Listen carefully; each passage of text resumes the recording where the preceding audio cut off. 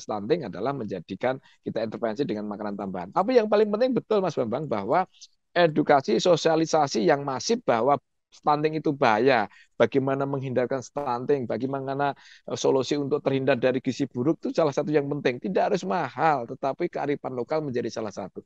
Di mana ya Posyandu menjadi salah satu alat. Nah, 2023 nanti kita gerakkan bahwa Posyandu tidak hanya sebatas untuk perang melawan stunting, tapi juga kampanye dengan kita tidak memboroskan uang negara. Penyakit-penyakit kastratopik yang tidak menular itu menjadi salah satu pemborosan negara.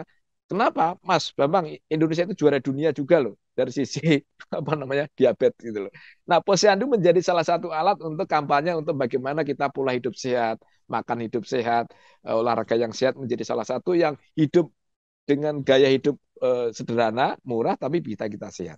Intinya kita gerakkan Posyandu, Mas, untuk menjadi melawan stunting begitu.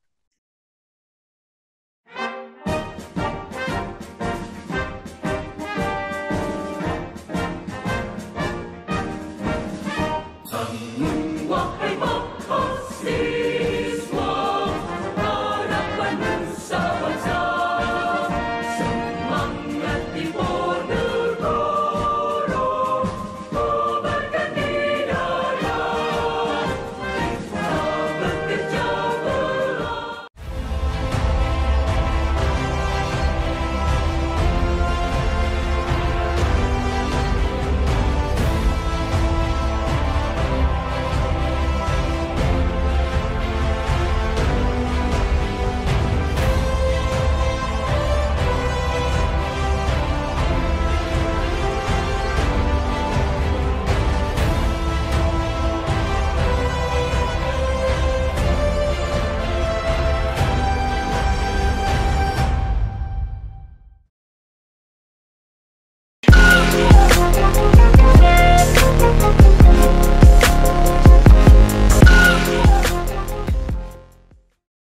Assalamualaikum warahmatullahi wabarakatuh.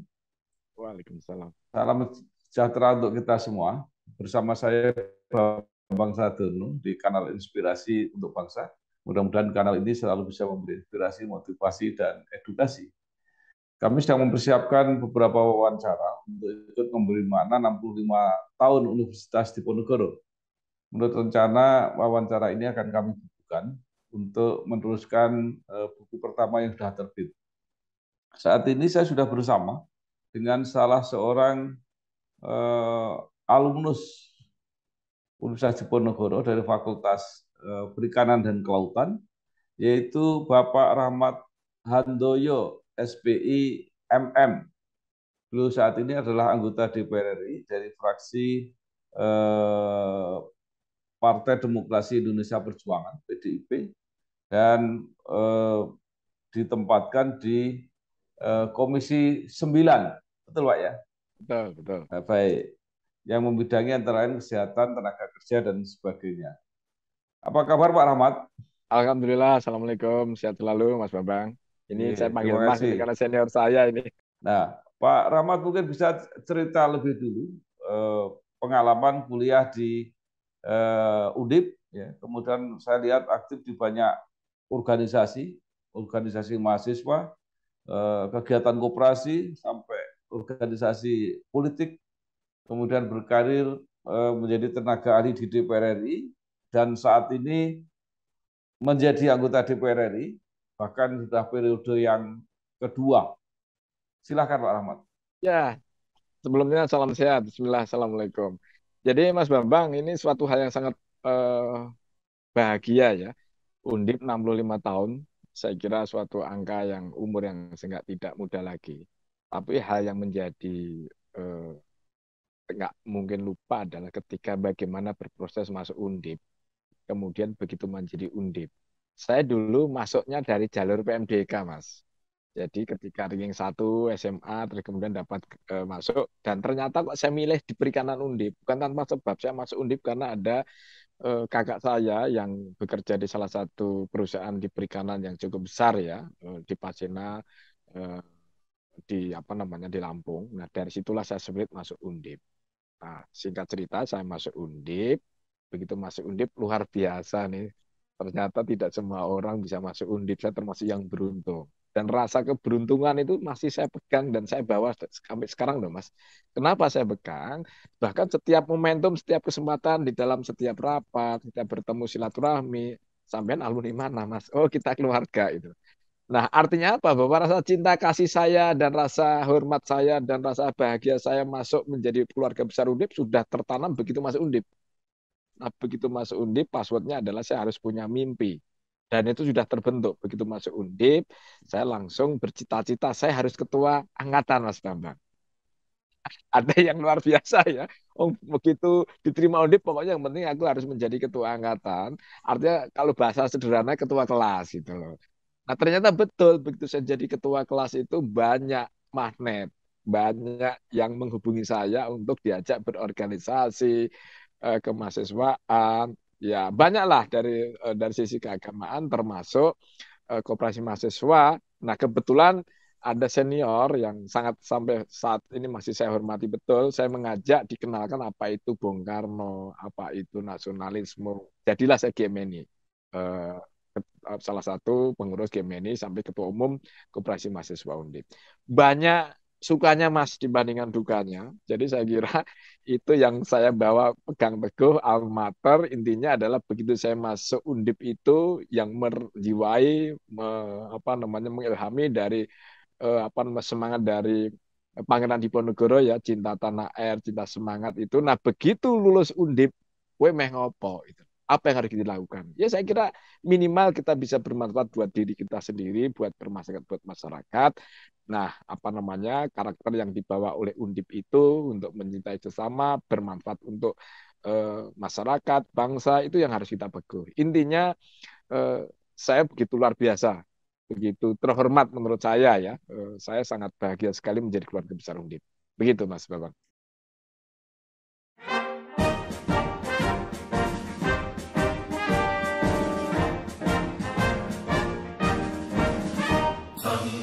Wahai mahasiswa, harapan nusa bangsa, semangat Diponegoro, kobarkan di dada, kita bekerja bersama. Iya, kalau tidak salah waktu mahasiswa kan banyak aktif di koperasi mahasiswa. Itu termasuk kegiatan yang agak baru itu di Undip. Zaman saya mahasiswa nggak ada itu koperasi mahasiswa itu. Nah, apa yang Ya, dilakukan waktu itu? ya memang Koperasi Mahasiswa Kosuma ya itu didirikan memang waktu Mas Bambang masih awal-awal ya tahun 83-an itu dibentuk. Kemudian begitu masuk Undip, saya langsung diajak oleh senior perikanan, ayo Dek ikut koperasi mahasiswa. Di situ banyak teman, di situ banyak pelajaran, di situ diajari bahwa nanti kan kita begitu wisuda itu kan masih mencari pusing mencari pekerjaan. Nah, begitu koperasi mahasiswa itu diajarin senior, diajarin pendidikan-pendidikan kader bahwa kita ingin menjadi mahasiswa plus. Artinya mahasiswa plus itu ya syukur IP memang target 3. Tetapi ada manfaat lagi. Jadi banyak teman, banyak organisasi, bisa kemandirian. Kemandirian itulah yang ditanam di koperasi mahasiswa. Berwirausaha, semangat kegotong royongan, semangat untuk mengajak adik-adik, mengajak mahasiswa baru untuk masuk koperasi mahasiswa, intinya adalah bisa kita mandiri. Kita tidak tergantung pada saat menjadi sarjana ya, begitu sarjana terus kita menjadi pekerja dan itu tertanam sampai sekarang Mas Bambang. Jadi pelajaran yang dari gerak apa namanya organisasi eksternal dari kampus itu saya tertanam sampai sekarang bahwa jadilah mahasiswa plus begitu lulus kamu tidak harus bekerja tetapi bagaimana menciptakan lapangan pekerjaan, kemandirian. Nah, itulah yang menjadi salah satu apa namanya oleh-oleh koperasi mahasiswa karena pada saat koperasi mahasiswa begitu banyak yang saya latih. Karena waktu itu asetnya kalau zaman dulu sudah cukup banyak ya 250 juta waktu zaman itu ya ada transportasi bis kampus kampus bawah sampai kampus atas meskipun saat ini koperasi mahasiswa sudah tidak ada atau masih karena ada apa kendala ya begitu asetnya ada kemudian kampusnya ke atas semua sudah tidak ada aset yang bisa dibawa sehingga itu menjadi satu kemunduran. Saya kira menjadi PR kita bersama bahwa Kopma itu adalah menjadi salah satu cikal bakal mahasiswa yang tidak harus selamanya untuk mencari pekerjaan gitu, Mas Bambang. Ya. Jadi Pak Rahmat begitu lulus apa yang dikerjakan? Ini yang menarik ini. Begitu saya lulus, kebetulan saya mewakili Undip, Koperasi Mahasiswa, rapat anggota tahunan menjadi langsung terpilih menjadi ketua apa namanya Bendahara Induk Koperasi Pemuda Pramuka seluruh Indonesia, Pondok Pesantren.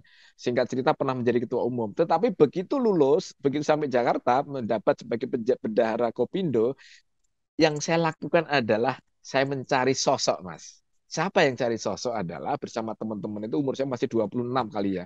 25, 26. Saya harus ketemu ketua ikatan alumni Undip. Terpilihlah waktu itu Pak Suharso. Tapi siapa nih Pak Suharso itu?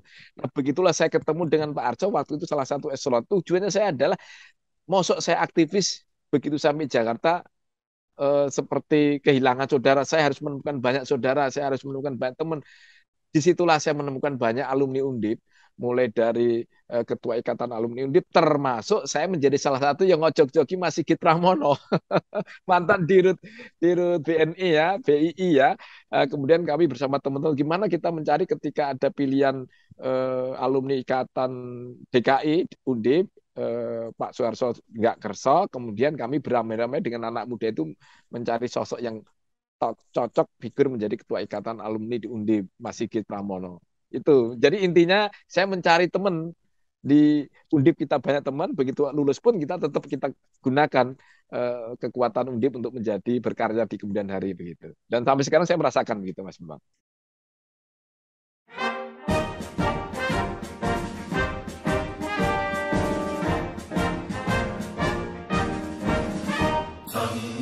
Wahai mahasiswa, harapan nusa bangsa, semangat di Ponegoro, kobarkan hidayah, kita bekerja keras. Ya. Kemudian bagaimana ceritanya sampai ke DPR? Ini yang menarik karena itu tadi, karena gambarnya dari aktivis ya, seperti teman-teman ya, begitu aktivis Undip, banyak teman, kemudian ketua koperasi mahasiswa banyak teman, sampai di GMI banyak teman. Begitu di Jakarta yang paling password utama adalah saya mencari senior-senior alumni Undip yang ada di PDI Perjuangan. Nah, kebetulan ada senior yang sangat kaget, loh kamu GMI kok bisa menjadi salah satu ketua umum Koperasi Pemuda Indonesia yang basisnya bukan Gemeni gitu loh. Nah, dari situlah senior-senior Gemeni yang ada di PD Perjuangan mengkader atau ayo gabung, semakin kita perkuat banting-banting. Meskipun waktu zamannya Pak Ratal saya sudah bergabung di Balitbang DPD Jawa Tengah, tetapi waktu itu masih belum aktif. Tapi begitu masuk di Jakarta saya melibatkan diri dan dikasih mentor oleh senior-senior saya yang di Gemeni di PD Perjuangan. Jadilah kami dilibatkan dalam kepanitiaan, kami dilibatkan dalam akhirnya, saya singkat cerita 2005 saya dipanggil untuk memperkuat barisan keilmuan saintifik dari sisi kedewanan ya, persiapan sidang, apa yang harus disampaikan. Saya memberi masukan-masukan lah Mas, sebagai tenaga ahli lah. 10 tahun saya di situ. Memang waktu saya tidak full 100% jadi tenaga ahli, tetapi disitulah saya mulai berkecimpung di kepartian secara aktif gitu Mas Bambang. Ya, luar biasa. Nah, kemudian 2014 mulai nyalek. Saya caleg sudah mulai 2004. 2004 itu caleg DPR RI, kemudian 2009 di Semarang waktu itu, kemudian 2009 saya di Madiun. Nah, kemudian 2014 saya mendapatkan amanah dari Ibu Ketua Umum untuk memperkuat masuk menjadi caleg di kelahiran saya di Boyolali. Boyolali, Sukoharjo, Solo dan sekitarnya. Dan alhamdulillah saya dapatkan amanah untuk yang pertama 2014 dan yang kedua 2019. Gitu, Itu Mas. caleg bersama Bu Puan Maharani. Ya, saya memang termasuk yang bersyukur ya, Mbak Puan begitu mendulang suara begitu banyak, jadi saya menjadi termasuk yang tanda petik ya, good and good, menikmati keberkahan yang sampai yang diperbuat oleh Mbak Puan dengan mendulang begitu suara. Kami menyambat 4 kursi dan saya mendapat kursi yang ketiga gitu. Ya, luar biasa. Kemudian pertama di 2014-2019 ditempatkan di Komisi 4 sesuai dengan apa ilmu yang Ya, dipelajari di Undip. waktu itu kan memang fraksi memberikan satu pilihan, silakan pilihan pertama, pilihan kedua. Nah, karena saya perikanan, banyak berkecimpungan dengan masyarakat, saya mendapatkan amanah di komisi sesuai dengan keilmuan saya perikanan. Saya kira itu menjadi satu kebanggaan ya, kebanggaan dan rasa kesenangan ternyata banyak hal yang bisa saya lakukan untuk perikanan, pertanian sewaktu menjabat di 5 tahun yang lalu di Komisi Pertanian begitu Mas Bro.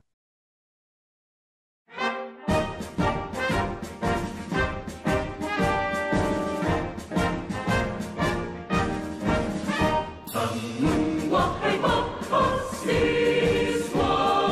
harapan nusa bangsa, semangat timur negara, kobarkan di darat, kita bekerja berat. Ya, apa kenang-kenangannya yang berhasil apa diperjuangkan yang sangat bisa dilihat oleh masyarakat? Ada dua hal saya kira. Yang pertama, kita ini surganya ikan. Tapi tingkat makanan ikan kita begitu rendah. Sedangkan tahu sendiri kita benchmark dengan negara Jepang ya. Negara Jepang itu dulu terkenal pendek ketika menjajah di Indonesia. Tapi lihatlah, setiap hari makannya ikan, menjadi kehidupan sehari makannya ikan, sehingga proteinnya begitu tinggi, sehingga apa namanya fisiknya itu terbentuk, EQ-nya pun terbentuk dengan baik gitu. Nah, kenapa kita tidak? Kita begitu banyak terpanjang di dunia kepulauan dan sumber perikanan, tetapi kita masih sangat rendah konsumsi gizi kita terhadap perikanan. Dari situlah kita sampaikan kepada kementerian dan pemerintah, ayo kita gelurakan kampanye makan ikan. Yang tadinya itu anggarannya cuma sedikit, tetapi saya paling ngotot. Ini kalau kita tidak kampanye, kita memang tetap makan apa namanya iwak, tapi iwak pitik, iwak apa namanya, bukan iwak ikan gitu loh. Nah sehingga iwak tempe gitu loh. Nah suatu hal iwak mentok gitu. Nah untuk itu saya kira kemarin ketika dianggarkan kecil saya ngotot nggak bisa ini kaya ikan semuanya kita mayoritas kita apa namanya ekspor. Kenapa? Kita kalau kita cinta tanah air demi masa depan bangsa, EQ yang lebih baik, sumber daya manusia harus menjadi salah satu aset yang berharga. Dengan cara apa ya? Kita harus asupan gizi melalui perikanan itu harus kita perlukan. Dan ternyata alhamdulillah berhasil. Yang kedua, momentum yang membuat saya bahagia itu adalah ketika saya merasakan suasana batin tenaga honorer pertanian, Mas Bambang. Tenaga honorer itu kerja 12 bulan, tetapi se-Indonesia itu cuma digaji 10 bulan, kerja 12 bulan. Saya menangis ketika berdiskusi dengan honorer di Boyolali. Nah, dari situlah saya bekerja sendirian, tanda petik ya. Saya menyuarakan, saya rekam sendiri, saya suruh apa namanya rekam oleh staf saya akan ngomong dan saya target itu harus berhasil. Bagaimana caranya agar tenaga honorer yang kerja 12 bulan itu harus digaji 12 bulan juga. Singkat cerita Mas Bambang, saya dengan getol menyampaikan ternyata begitu saya sampaikan logika saya bahwa kerja 12 kok digaji cuma 10 bulan. Akhirnya diterima dengan nomenklatur yang berbeda. Oke, gaji 10 bulan karena itu perprojekannya kontrak ya. Tetapi gaji ke-11 dan ke-12 itu dengan nama nomenklatur yang lain. Tidak gaji tetapi uang apa, tapi nilainya mirip dengan gaji 1 sampai bulan ke-10. Itu adalah kebanggaan saya. Mungkin barangkali tanpa saya mungkin tetap akan diperjuangkan, tapi mungkin lama gitu. Tapi dengan saya ada suara itu, saya sampaikan kepada pemerintah dan pemerintah juga akhirnya menerima meskipun proses apa namanya anggarannya harus men-switch dari anggaran yang lain sekian puluh miliar, sekian ratus miliar hanya untuk menggaji karyawan honorer. Itu ada rasa kebanggaan saya dan saya sampaikan kepada teman-teman, waduh makasih Mas Rahmat, itu kebanggaan saya. Jadi sampai sekarang dan sampai kapan pun akan saya kenang. Ternyata saya dewan itu luar biasa loh. Begitu menyuarakan suara rakyat, ketika suara rakyat itu disampaikan kepada pemerintah dan pemerintah mengiyakan, rasanya itu kebahagiaan yang tidak bisa dinilai dengan materi begitu. Capai cita-cita, junjunglah tinggi Diponegoro, alma mater kita. Amalkan watak satria, bakti yang tarik undang.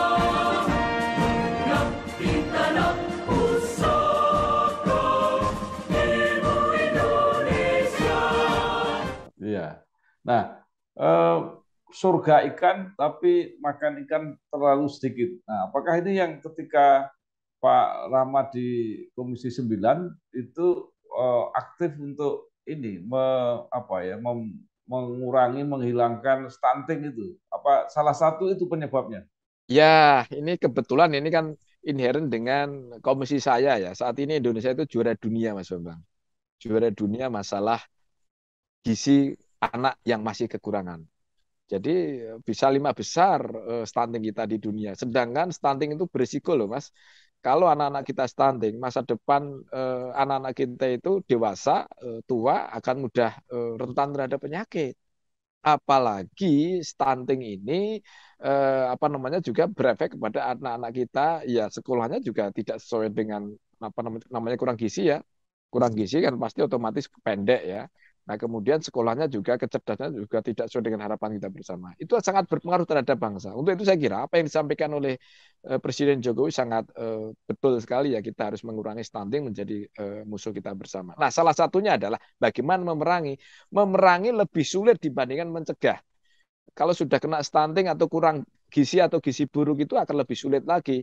Makanya penyebab stunting itu banyak. Salah satunya ya ekonomi ya, namanya gizi ya. Tapi kan gizi kan tidak harus mahal. Kita kasih edukasi, kita kasih pemahaman pada gizi tidak harus mahal. Di sekeliling kita banyak tumbuh-tumbuhan, apa namanya sayur-sayur yang bergizi banyak, apa namanya telur sehari tidak harus mewah gitu ya. Saya kira menjadi salah satu edukasi. Termasuk adalah pernikahan dini itu juga menjadi salah satu penyebab stunting semakin tinggi. Tetapi banyak Mas, banyak sekali memang faktor penyumbang stunting. Nah, salah satu adalah bagaimana ketika yang sudah ditemukan stunting itu kita intervensi pemerintah, yaitu makanan-makanan tambahan ya.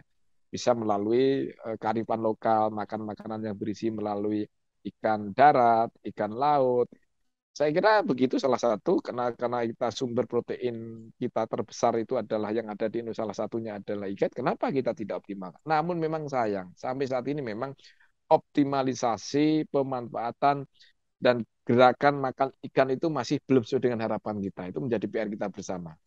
Selama masih Komisi 4 pun saya terus akan memperjuangkan. Sampai sekarang pun saya masih menggerakkan, ayo kampanye makan ikan. Ikan sangat baik buat gizi kita begitu. Iya. Nah, stunting itu supaya bisa diperangi atau bahkan juga dicegah, itu kan harus dimulai dari informasi bahwa ada stunting. Nah, dulu pernah ada posyandu yang sangat aktif untuk memantau balita dan kesehatan ibu itu. Nah, apakah itu sekarang agak berkurang sehingga tiba-tiba orang kaget stuntingnya besar? Ya, ini menjadi pekerjaan besar kita. Dulu waktu zaman Posyandu, zaman Orde Baru kan menjadi salah satu pusat informasi, pusat edukasi, pusat untuk penimbangan berat badan, tinggi badan. Itu menjadi salah satu alat ukur. Nah, sekarang memang kok nada-nadanya setelah selama 10 tahun terakhir ini mengalami kemunduran ya.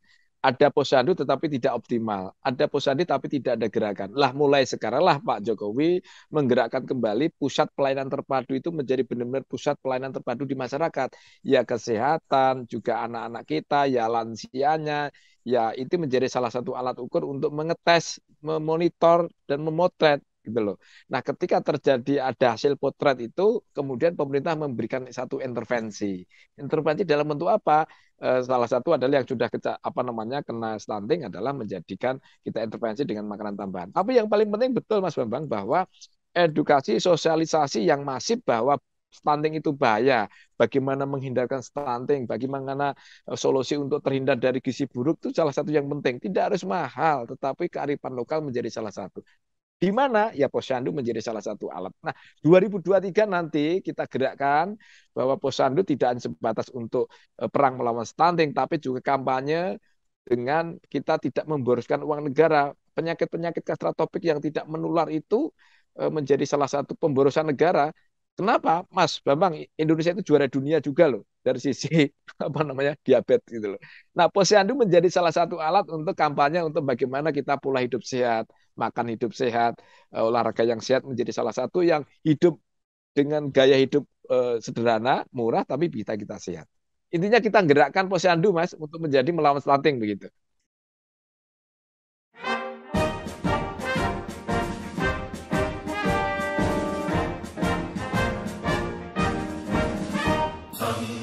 Wahai mahasiswa,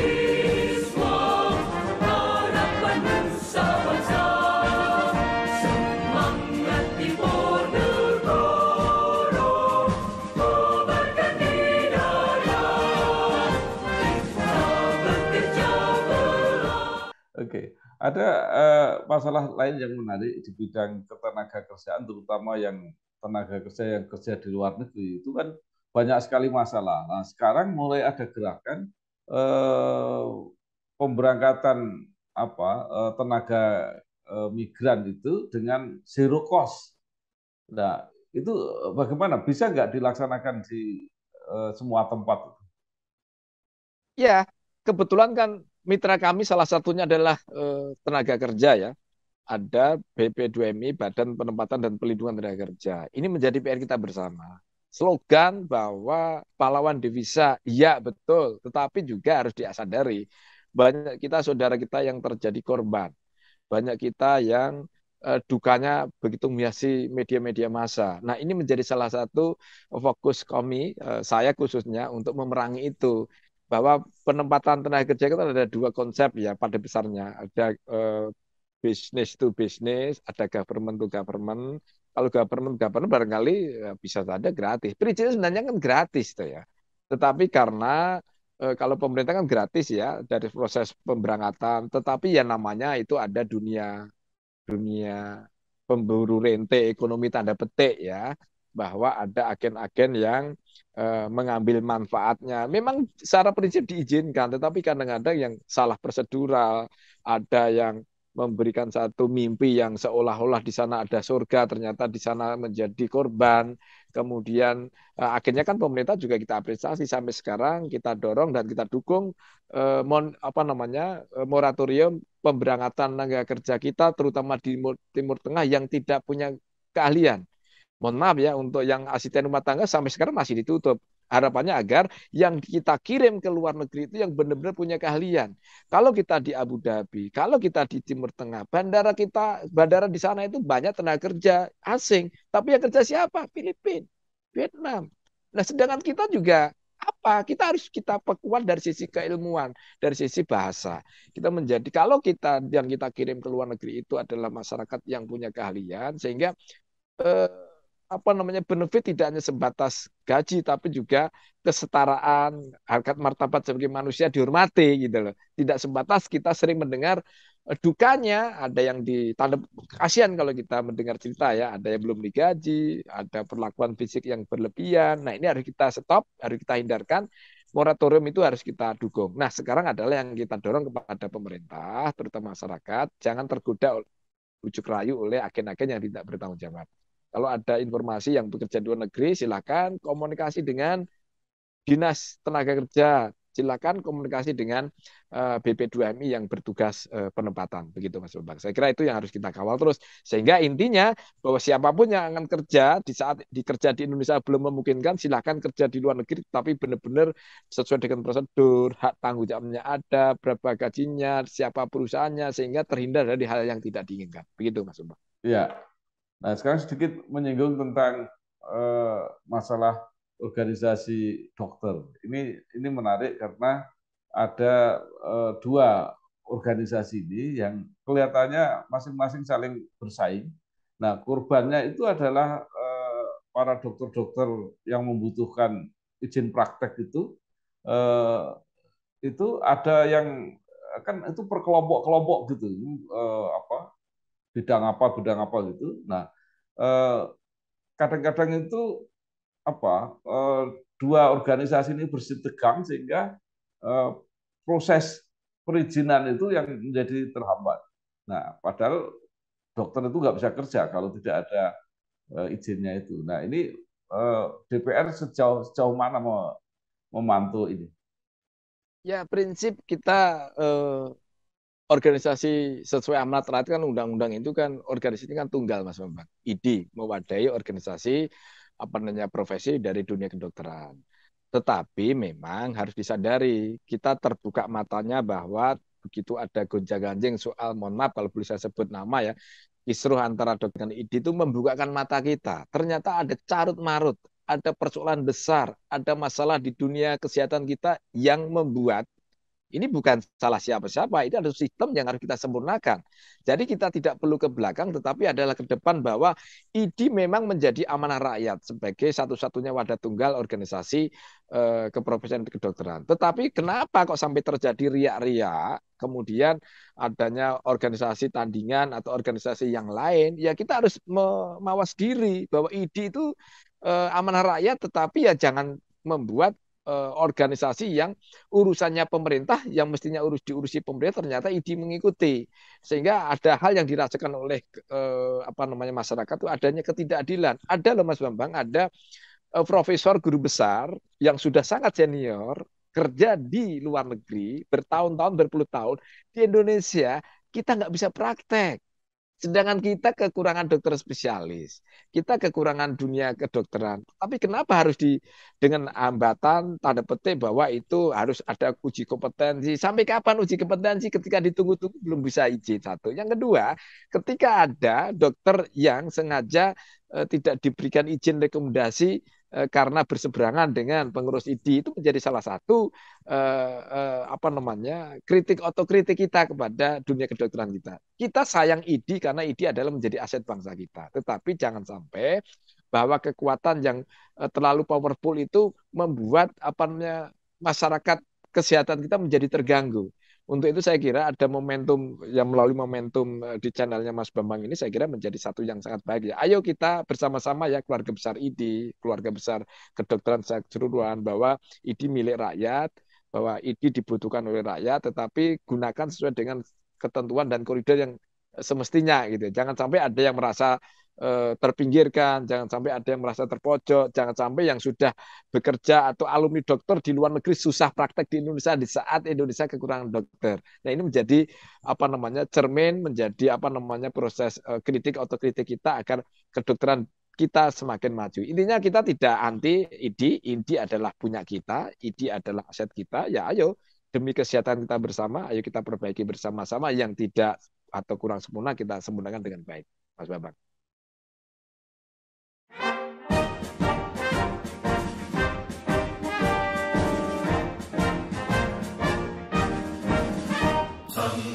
Wahai mahasiswa, harapan nusa bangsa, semangat Timur Negara, kobarkan hidayah, kita bekerja bersama. Pak Rahmat, kita kembali sekarang ke organisasi alumni ya. Mungkin Pak Rahmat agak akrab, tapi kemarin saya agak terkesima gitu, agak kaget ketika ada alumni Undip yang merasa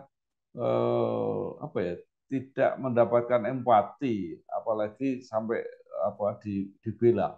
Jadi ada alumni Undip yang berperkara di Mahkamah Konstitusi yang banyak sekali yang seharusnya ahli-ahli hukum dari Undip itu, tapi katanya tidak ada satupun yang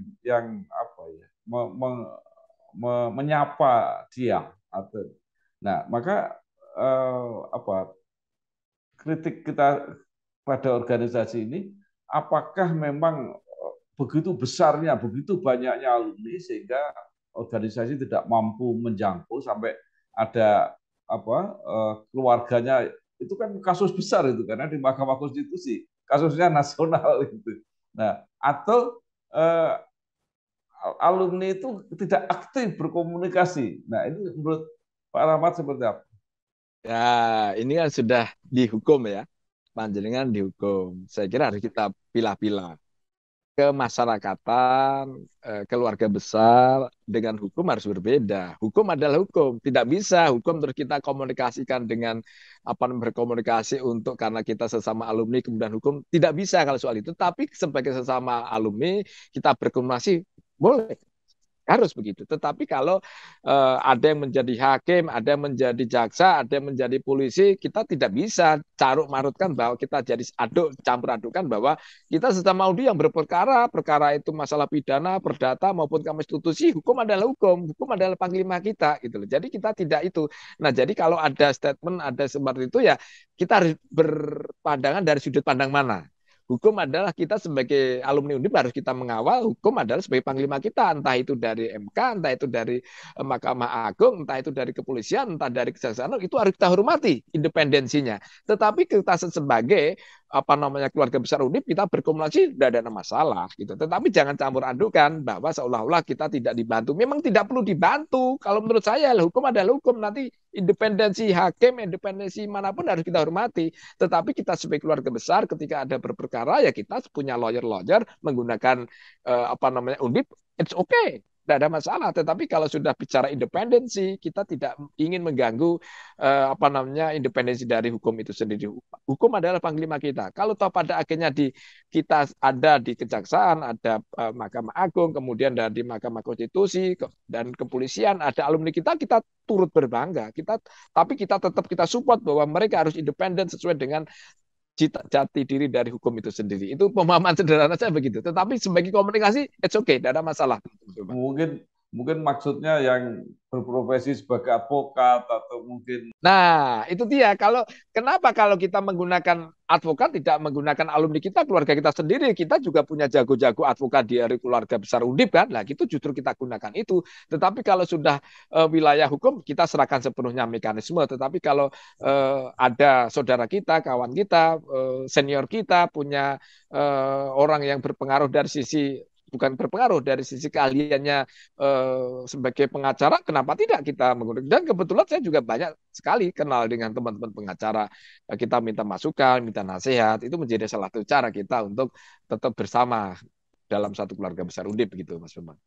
Baik, mungkin terakhir ya, tadi Pak Rahmat juga sudah banyak bicara kenangan ketika kuliah, bagaimana jadi mahasiswa plus dan sebagainya. Tapi mungkin masih ada yang ingin disampaikan, baik kepada alma mater atau mungkin kepada alumni yang lain, kepada mahasiswa yang masih belajar, apa saran berdasarkan pengalaman selama ini?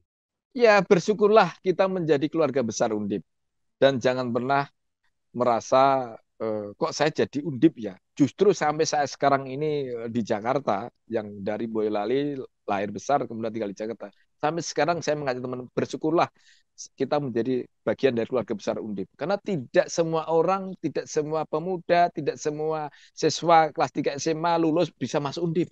Undip itu pilihan loh.